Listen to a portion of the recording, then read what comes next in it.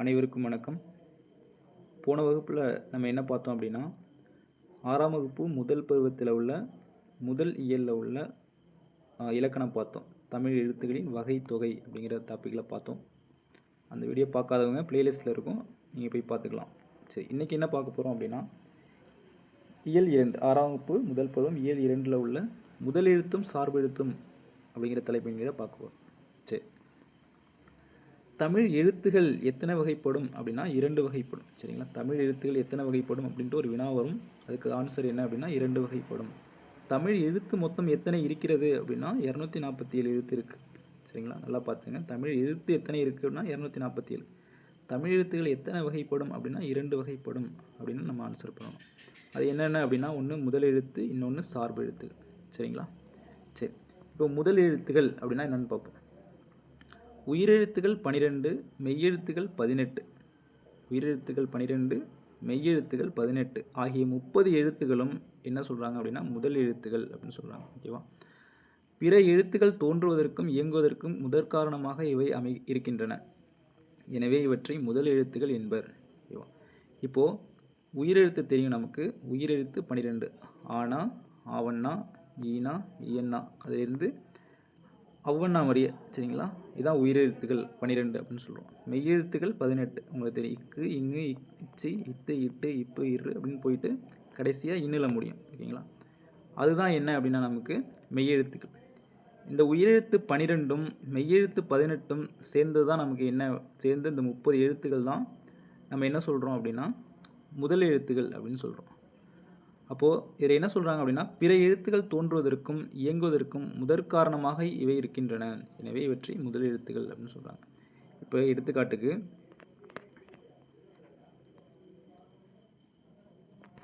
இப்போ மெய்யெழுத்து இருக்குது பார்த்தீங்களா, மெய்யெழுத்து இக்கு இருக்குன்னு வச்சிங்களேன். மெய்யெழுத்து இக்கு இருக்குது, உயிரெழுத்து ஆ இருக்குது.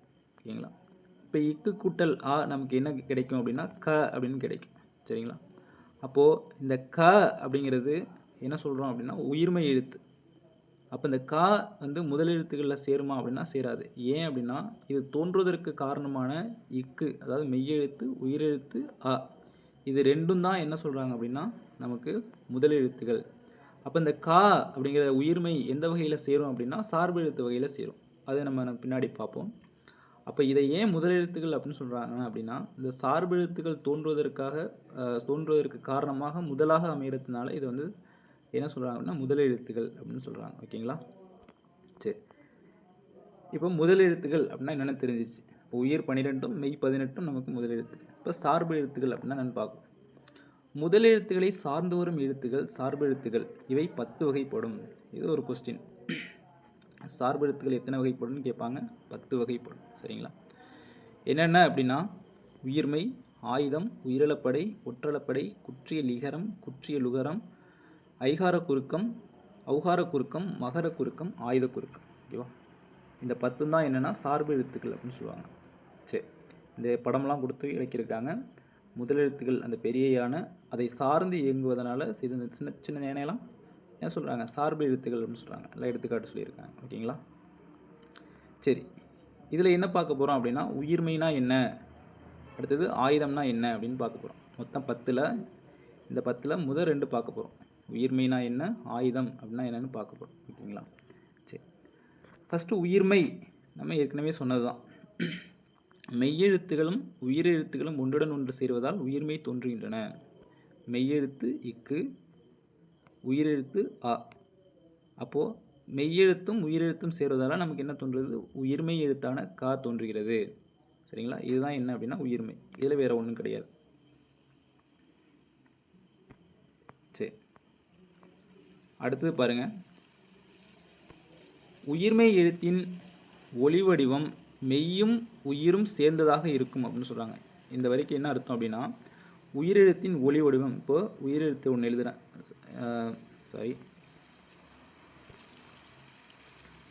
உயிர்மை எழுத்தின் ஒளி வடிவம். உயிர்மை எழுத்து ஒன்று எழுதுகிறேன். என்ன அப்படின்னா க அப்படிங்கிற ஒரு உயிர்மை எழுத்து எடுத்துக்குவோம். இதோட ஒளி வடிவம் எப்படி இருக்கும் அப்படின்னா மெய்யும் உயிரும் சேர்ந்ததாக இருக்கும். க அப்படிங்கிறது எதுலேருந்து வந்தது, இக்கு கூட்டல் ஆ அப்படிங்கிற எழுத்துலேருந்து தான் நமக்கு வந்தது. அப்போ மெய்யெழுத்தும் உயிரெழுத்தும் சேர்ந்து ஒலிக்கக்கூடியதான் என்னது க. இக்கு கூட்டல் அ க.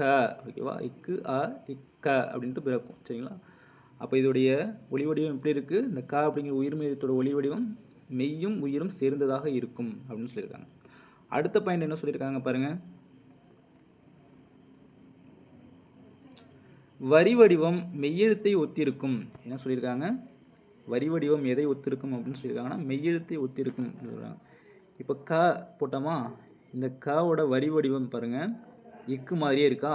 அப்போ இக்குங்கிறது என்ன அப்படின்னா நமக்கு மெய்யெழுத்து, அதுதான் சொல்லியிருக்காங்க. வரி வடிவம் மெய்யெழுத்தை ஒத்திருக்கும். வரினா நம்ம எழுதுகிறோமா, இப்போ க அப்படின்ட்டு ஒரு வரி கொடுத்து வடிவம் கொடுத்து எழுதுகிறோமா, இதுதான் வரி வடிவம்.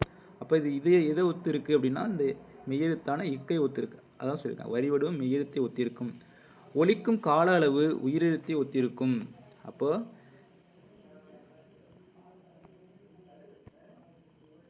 என்னது இக்கு கூட்டல் அ ஓகேவா க நமக்கு கிடைச்சிச்சா. அப்போது வரி வடிவம் வந்து மெய்யெழுத்தை ஒத்திருக்கும். ஒலிக்கும் கால அளவு இருக்குது பார்த்தீங்களா, இது ஒலிக்கிற கால அளவு எத்தனை மாத்திரை அளவுனா ஒரு மாத்திரை அளவு. இப்போ க அப்படின்னு சொல்கிறோம். அப்போ இக்கு கூட்டல் ஆ சேர்ந்ததான் நமக்கு என்ன ஆகுது க.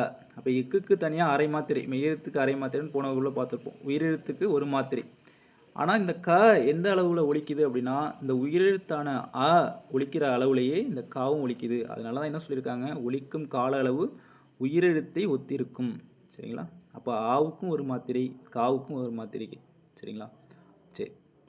அடுத்தது முதலெழுத்துக்களை சார்ந்து வருவதால் இவை சார்பெழுத்துக்கள் வகைகள் அடங்கும். சரி, ஏன் உயிர்மையை சார்பெழுத்துக்கள் அப்படின்னு சொல்கிறோம் அப்படின்னா முதலெழுத்தை சார்ந்து இயங்குது. அதான் முன்னாடி சொன்னது தான், இக்கு கூட்டல் ஆ அப்படின்னு சேருது. அதனால இது என்ன சொல்கிறாங்க அப்படின்னா சார்பெழுத்து வகையில் அடங்கும். சரிங்களா, உயிர்மை என்னன்னு புரிஞ்சுதான். அடுத்தது ஆயுதம். ஆயுதம் அப்படின்னா உங்களுக்கு தெரியும் என்ன அப்படின்னா 3 புள்ளி இருக்குமா, கடைசியாக பார்த்துருப்பீங்க. தமிழ் எழுத்துக்கள் 247 கடைசியாக ஒன்று இருக்கும். சரிங்களா, இதுதான் ஆயுதம், 3 புள்ளிகளை சேர்ந்தது. அதான் சொல்லியிருக்காங்க 3 புள்ளிகளை உடைய தனித்த வடிவம் பெற்றது. ஓகேங்களா, இதுக்கு என்னென்ன பேர்லாம் சொல்கிறாங்க அப்படின்னா பாருங்க, இதுக்கு என்னென்ன பேர் சொல்கிறாங்கன்னா முப்புள்ளி, முப்பாற்புள்ளி, தனிநிலை, அக்கேனம் என்ற வேறு பெயர்களும் இதற்கு உண்டு. சரிங்களா, முப்புள்ளி, முப்பாற்புள்ளி, தனிநிலை, அக்கேனம் என்ற ஒரு 4 பெயர்கள் சொல்கிறாங்க. சரி, இது வந்து நுட்பமான ஒலிப்பு முறை உடையது. நுட்பமான ஒலிப்பு முறை உடையது. ஆயுதம் வந்து எப்பவுமே நுட்பமாக தான் நீங்கள் ஒழிச்சு பார்த்தீங்கன்னா தெரியும். அக் சரிங்களா, அக் அப்படின்னு சொல்லுவோம். இது எங்கேருந்து பிறக்கும்னா தலையிலிருந்து பிறக்கும். தலையிலிருந்து பிறக்கிறதுனால இது நுட்பமான ஒலிப்பு முறை உடையதுன்னு சொல்கிறாங்க. சரி, அடுத்து என்ன சொல்கிறாங்கன்னா அப்படின்னா தனக்கு முன் ஒரு குறில் எழுத்தையும் தனக்கு பின் ஒரு வல்லின மெய்யெழுத்தையும் பெற்று சொல்லின் இடையில் மட்டுமே வரும். இந்த அக்கேனா பார்த்தீங்கன்னா நம்ம எப்போவுமே சொல்லின் இடையில் மட்டும்தான் இருக்கும். இப்போ எக்கு அப்படின்னு ஒரு வார்த்தை இருக்குது அப்படின்னா வச்சிங்களேன், எக்கு, அஃது அப்படின்னு ஒரு வார்த்தை இருக்குது. ஓகேங்களா, இது பாருங்கள் சொல்லின் இடையில் மட்டும்தான் வரும். இதுக்கு முன்னாடி என்ன இருக்குது, தனக்கு முன் ஒரு குறில் எழுத்தையும். இப்போ ஏ ஒரு குறில் எழுத்து, ஆ ஒரு குறில் எழுத்து. குறில் நெடில்னா உங்களுக்கு ஒன்று தெரியும். குறில்னா அது ஒரு மாத்திரை அளவு கொண்டிருந்தால் அது குறில், நெடில்னா 2 மாத்திரை அளவு கொண்டிருந்தால் அது நெடில். ஆவண்ணா அப்படின்னு சொல்கிறோமா அது. ஓகேவா, சரி. அடுத்தது பாருங்கள், தனக்கு பின் ஒரு வல்லின உயிர்மை எழுத்தையும் பெற்று. தனக்கு பின்னாடி என்னது என்ன சொல்லியிருக்காங்க அப்படின்னா தனக்கு பின், தனக்கு முன் நம்ம என்ன பார்த்தோம், ஒரு குறில் எழுத்து இருக்குது. தனக்கு பின் அதாவது இந்த அக்கேனாவுக்கு பின் ஒரு வல்லின உயிர்மை எழுத்தையும். இப்போ கூ அப்படின்னு இருக்கா, இது வந்து ஒரு வல்லின உயிர்மை எழுத்து. நம்ம மெய்யெழுத்தையும் நம்ம 3 வகையாக பிரித்தோம். என்னென்ன பிரித்தோம்,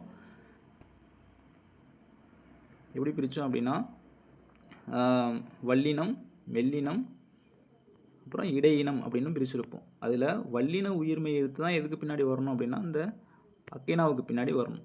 ஓகேவா, இப்போ எக்கு இதில் பார்த்தீங்கன்னா தனக்கு முன்னாடி ஒரு குறில் எழுத்து இருக்குது, தனக்கு பின்னாடி ஒரு வல்லின உயிர்மை எழுத்து இருக்குது. ஓகேங்களா, சரி. அடுத்து தனித்து இயங்காது. அக்கேனா என்றைக்குமே என்ன பண்ணாது, தனித்து இயங்காது. இப்படி போட்டால் அதுக்கு எந்த பொருளும் கிடையாது. சரிங்களா, அப்போ இது தனித்து இயங்காது. இப்போ முதலெழுத்துக்களாகிய உயிரையும் மெய்யையும் சார்ந்து இயங்குவதால் ஆயுதமும் என்ன சொல்கிறாங்க அப்படின்னா ஒரு சார்பு எழுத்து வகையை சேர்ந்தது அப்படின்னு சொல்கிறாங்க. ஓகேவா, ஏன் அப்படின்னா நம்ம பார்த்தோம் எஃகு அப்படிங்கிற போது நமக்கு என்னது ஒரு உயிரெழுத்து, அதாவது உயிர்மெய் எழுத்து இருக்குது. ஓகேவா? ஏ அப்படிங்கிற ஒரு உயிரெழுத்து இருக்குது. கு அப்படிங்கிற ஒரு உயிர்மெய் எழுத்து இருக்குது. இக்கு கூட்டல் ஊ தானே நமக்கு கு அப்படின்னு வருது. சரிங்களா? அப்போ இதை சார்ந்து இது தனித்து இயங்காது, இப்படி தனித்து இயங்காது. இப்போ உயிரை எழுத்தையும் உயிர்மெய் எழுத்தையும் சார்ந்து இயங்குறதுனால, உயிரையும் மெய்யையும் சார்ந்து இயங்குவதனால் ஆயுத எழுத்தும் ஒரு சார்பெழுத்து வகை ஆகும். சரிங்களா? சரி,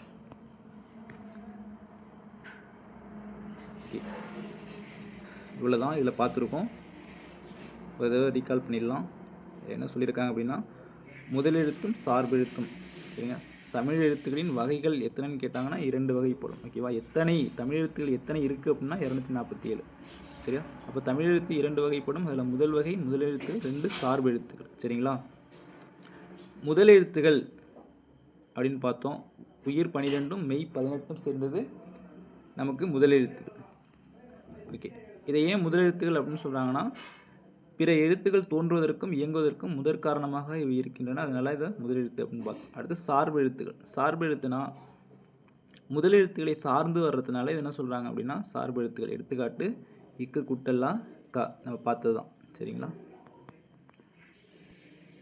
சார்பெழுத்து எத்தனை வகைப்படும் அப்படின்னு கேட்டாங்கன்னா 10 வகைப்படும். உயிர்மெய், ஆயுதம், உயிரிழப்படை, ஒற்றளப்படை, குற்றியல் இகரம், குற்றியல் உகரம், ஐகார குறுக்கம், அவுகார குறுக்கம், மகர குறுக்கம், ஆயுத குறுக்கம். ஓகேங்களா? சரி, அடுத்தது உயிர்மெய். ஃபஸ்ட்டில் இந்த 10ல் ஃபஸ்ட்டு 2 பார்க்குறோம். உயிர்மெய், ஆயுதம்ங்கிற பார்க்குறோம்.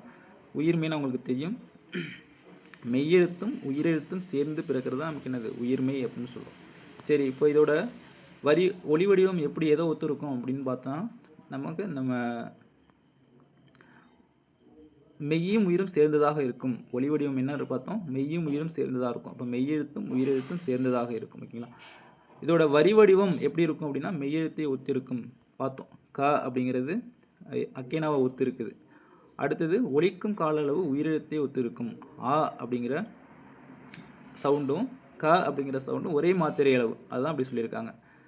ஒலிக்கும் கால அளவு உயிரெழுத்தை ஒத்தி இருக்கும். அடுத்தது இது வந்து கூற்று காரணத்தில் கூட வைக்கலாம். ஓகேங்களா? பார்த்துங்க, இது டிஎன்பிசி எக்ஸாமை பொறுத்த வரைக்கும் கூற்று காரணத்தில் வைப்பாங்க. மற்றபடி எஸ்ஐபிசி இது மாதிரி படிச்சிங்கன்னா இந்த அளவுக்கு வரத்துக்கு வாய்ப்பு இல்லை. சரிங்களா? முதலெழுத்துக்களை சார்ந்து வருவதால் இவை சார்பெழுத்துகள் வகையில் அடங்கும். ஓகேவா? இது முதலெழுத்து சார்ந்ததால், மெய்யையும் உயிரையும் சார்ந்ததால் சார்பெழுத்துகள். அடுத்தது பாருங்கள், ஆயுதம். 3 புள்ளிகளையுடைய தனித்த வடிவம் பெற்றது. இதுக்கு வேறு என்னென்ன பேர்லாம் இருக்குது அப்படின்னா முப்புள்ளி, முப்பாற்புள்ளி, தனிநிலை, அக்கேனம் அப்படின்னு சொல்கிறாங்க. சரிங்களா? இப்போ நுட்பமான ஒலிப்பு முறை உடையது. தனக்கு முன் ஒரு குறில் எழுத்து இருக்கணும், தனக்கு பின்னாடி ஒரு வல்லின உயிர்மை எழுத்து இருக்கணும். எடுத்துக்காட்டு ஏ அப்படிங்கிற ஒரு உயிரெழுத்து இருக்குது, பின்னாடி கு அப்படிங்கிற ஒரு வல்லின உயிர்மை எழுத்து இருக்குது. அப்போது தனித்து இயங்காது தெரியும். முதலெழுத்துக்களாகிய உயிரையும் மெய்யையும் சார்ந்து இயங்குவதால் இது வந்து ஒரு சார்பெழுத்து அப்படின்னு சொல்கிறாங்க. சரிங்களா? சரி, நன்றி. இதில் பார்த்தீங்கன்னா ஒரு சில பயிற்சிகள்லாம் இருக்குது, அதையும் கொஞ்சம் பார்த்துருவோம்.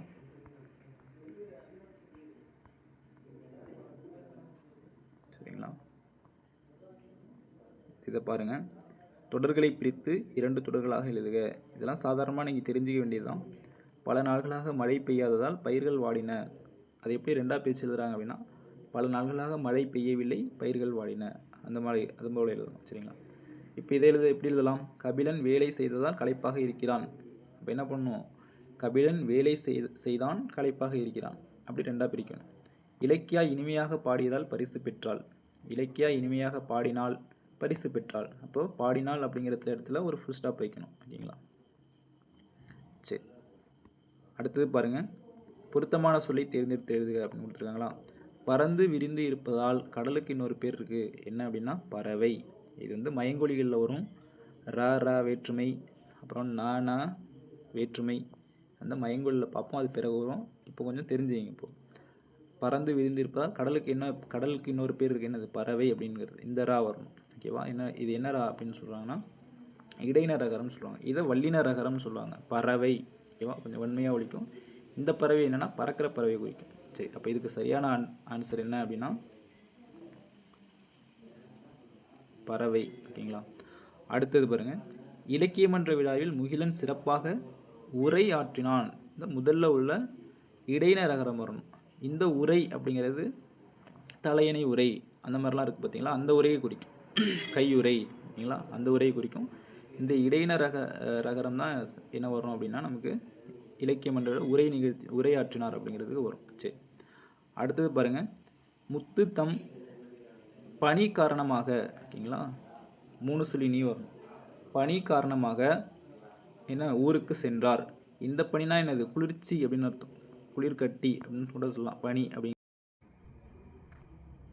சரிங்களா, அடுத்தது என்ன அப்படின்னா, கலைமகள் தன் வீட்டு தோட்டத்தை பார்க்க வருமாறு தோழியை அழைத்தாள். சரிங்களா, கலைமகள் தன் வீட்டு தோட்டத்தை பார்க்க வருமாறு தோழியை அழைத்தாள். அப்படின்னா குறிப்பிட்டாள் அப்படின்னு அர்த்தம். இந்த அலை அப்படின்னா என்ன அர்த்தம் அப்படின்னா அலைந்து திரிதல். சரிங்களா, அந்த அலைந்து திரிதல். அப்புறம் இது ஒரு பெயர்ச்சொல்லாக எது வரும் அப்படின்னா கடல் அலையை குறிக்கும். ஓகேங்களா, வினையாக வரும்போது அலைந்து திரிதல், ஏன்டா அப்படி அலைஞ்சிட்டு இருக்கு அப்படின்னு சொல்கிறோம்ல, அப்போ அதுக்கு வரும். ஓகேங்களா, சரி.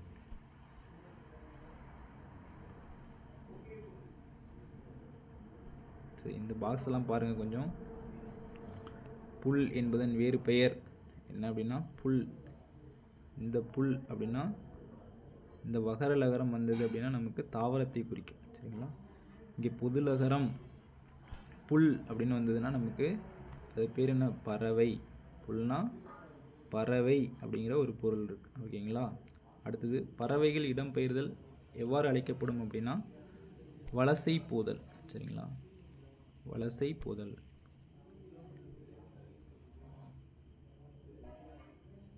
வலசை போதல் இந்த பாக்ஸில் அப்படியே எழுதிங்க, வலசை போதல். சரி, அடுத்து சரணாலயம் என்பதன் வேறு பெயர் என்ன அப்படின்னா புகலிடம் அப்படின்னு சொல்லுவாங்க.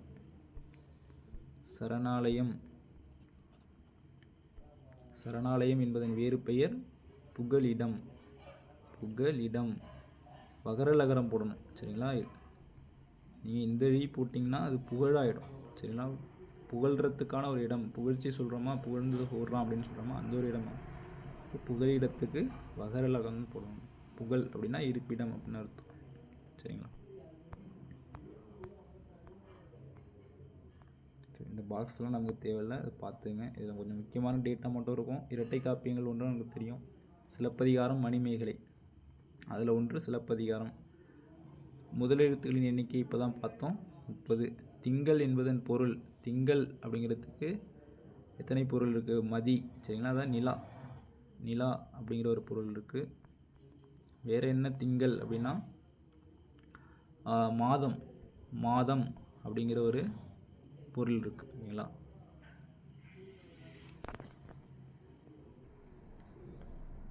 சரி, அதெல்லாம் அதில் வரும். இதெல்லாம் வேணாம், இந்த பகுதியில் நீங்கள் படிக்க வேணாம். இப்போ கலைச்சொல்ல அறிவோம். ஏன்னா எல்லா எக்ஸாமுக்குமே இது முக்கியமான ஒரு பகுதி. 6ஆம் வகுப்புலேருந்து 10ஆம் வகுப்பு வரையே உள்ள டிஎன்பிசி படிச்சிங்கன்னா 12ஆம் வகுப்பு வரையே படிக்கணும். நீங்கள் மற்ற எஸ்ஐ இல்லை பிசி படித்தீங்க அப்படின்னா இந்த கலைச்சொல் அறிவுங்கிறது முக்கியமானது ஒன்று. 10ஆம் வகுப்பு வரையே படித்தா போதும். 6ஆம்லேருந்து 10ஆம் வகுப்பு வரையும் பாருங்கள். கலைச்சொல் ஃபஸ்ட்டு கண்டம்னா காண்டினென்ட், தட்பவெப்பநிலை அப்படின்னா கிளைமேட். இதெல்லாம் கிளைமேட்டுக்கு இன்னொரு பொருள் இருக்குது, காலநிலை அப்படின்னு சொல்லலாம். காலநிலைனாலும் தட்பவெப்பநிலைனாலும் கிளைமேட் அப்படிங்கிற வார்த்தையை குறிக்கும். வானிலை அப்படின்னா வெதர். வலசை அப்படின்னா மைக்ரேஷன். புகலிடம் இப்போ பார்த்தோமா அப்படின்னா சாங்சுவரி அப்படின்னு. புவியீர்ப்பு புலம் கிராவிடேஷனல் ஃபீல்டு. சரிங்களா, சரி, இன்றைக்கி 2வது இயல் இலக்கணம் முடித்தாச்சு.